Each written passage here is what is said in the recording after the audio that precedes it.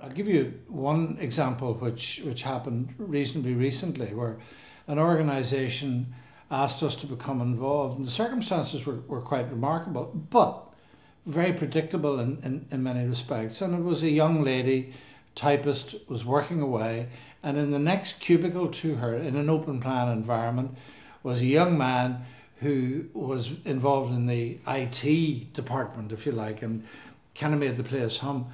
And he had a serious personal problem. And I mean, let's be blunt about it, he had BO. And this young lady sitting next to it found it nauseous. And she went to her supervisor, complained.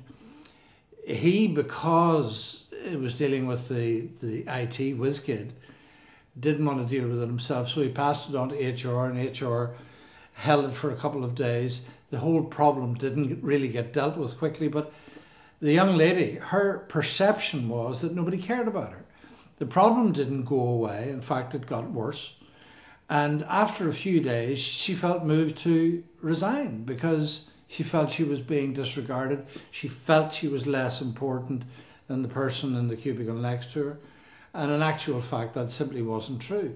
And what HR had done, they had all the best intentions in the world, but the person who was appropriate to deal with it was on a long weekend and was due back a few days later, so it really didn't get dealt with. But the reality was that a misperception set in.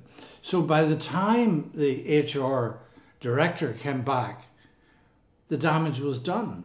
And at that particular point, the young lady had tendered her resignation.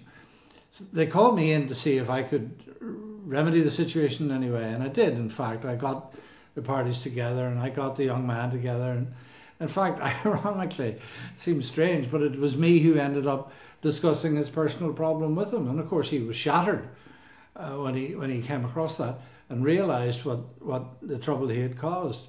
But I mean, there was a happy ending to it, and everything was put back in place again, and the problem went away.